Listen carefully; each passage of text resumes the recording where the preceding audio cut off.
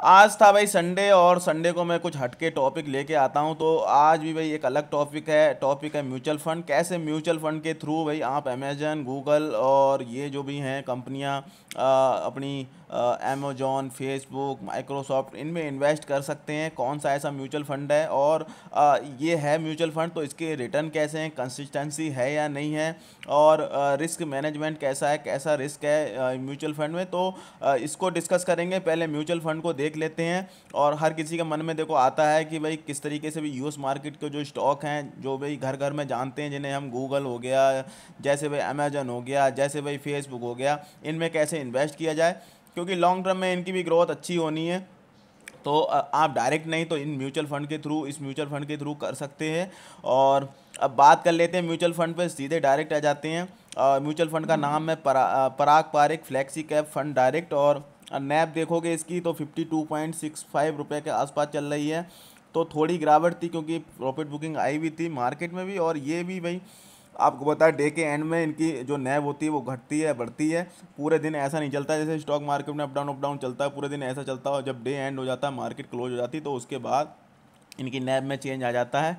तो ये थी जब मार्केट बंद हुई थी तब की बात। तब इसकी नैब क्या थी। अगर ट्रेजेक्ट्री देखोगे तो काफ़ी शानदार ट्रेजेक्ट्री है, देख सकते हो। कोविड के टाइम ये इस तरीके से आया था इसमें फॉल, और उसके बाद से आप देख सकते हो क्या शानदार ट्रेजेक्ट्री है इसकी। अब बात कर लेते हैं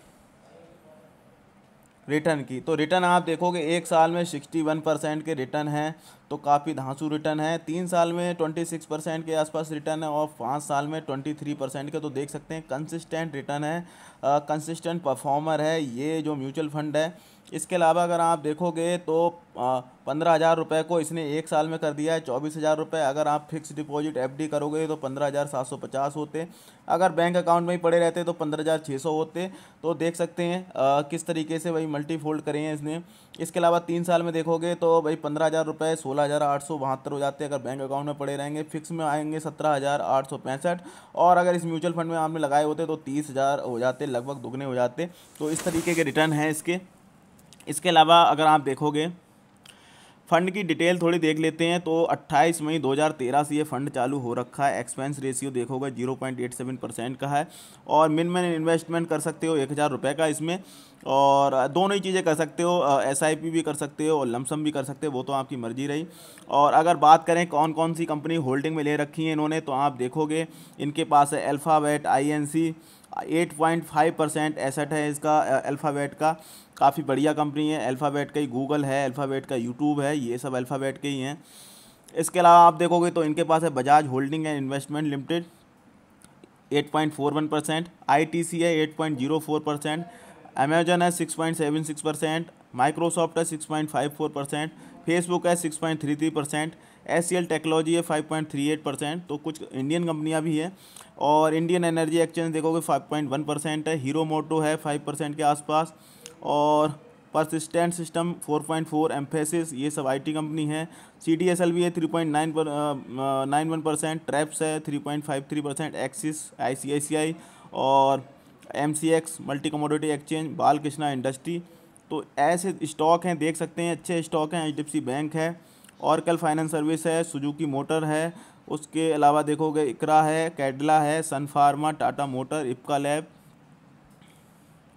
डॉक्टर रेड्डी, लुपिन और भारती एयरटेल, सिप्ला, कोटक महिंद्रा, मारुति सुजुकी, टाटा स्टील। तो ये सारे स्टॉक्स आप देख सकते हैं इनके पोर्टफोलियो में हैं, म्यूचुअल फंड पोर्टफोलियो में, जो जिनमें इन्होंने पैसा लगा रखा है। और उसमें सबसे ज़्यादा आप देखोगे जो MNC कंपनियां हैं, जो इंटरनेशनल कंपनियां हैं, उनमें कितना ज़्यादा लगा रखा है इन्होंने। 8.5 अल्फ़ाबेट में, अमेजन में 6.76%, माइक्रोसॉफ्ट में 6.54 और फेसबुक में 6.33। तो इनडायरेक्टली अगर आप इन्वेस्ट करना चाहते हैं इन कंपनियों में तो आप इस फंड के थ्रू कर सकते हैं। और अब बात कर लेते हैं कि भाई मैनेजर कौन है। फंड मैनेजर हैं राजीव ठक्कर। इसके अलावा आप देखोगे रौनक ओंकार हैं, और कौन है, इसके अलावा ये राज मेहता। तो ये हैं। तो ये चीज़ें हो गई इस म्यूचुअल फंड के बारे में। बाकी तो देखो स्टॉक मार्केट में भी आप कर सकते हो खुद से, लेकिन अगर म्यूचुअल फंड में भी कुछ करना चाहो तो इस म्यूचुअल फंड को ले सकते हैं। मुझे तो अच्छा लगा, और मैं खुद ही इन्वेस्टेड हूँ इस म्यूचुअल फंड में। काफ़ी मुझे डिसेंट दिखता है, मतलब थोड़ा सा ये रहता है म्यूचुअल फंड लेने से थोड़ा सा रिस्क होता है, वो वही कम हो जाता है।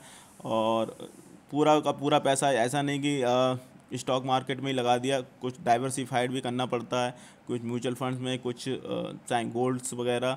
तो इस तरीके से आप थोड़ा डाइवर्सिफाइड कर सकते हैं अपने पोर्टफोलियो को। और ये तो रही आपकी मर्जी, बाकी आपकी मर्जी है, आपका पैसा है। अपने फाइनेंशियल एडवाइजर से पूछ सकते हैं और अपना एक व्यू बना सकते हैं। सुननी सबकी है, करनी अपनी है। चैनल पर नया है तो चैनल को सब्सक्राइब कर लेना, वीडियो दोस्तों के साथ शेयर कर देना। जय हिंद दोस्तों।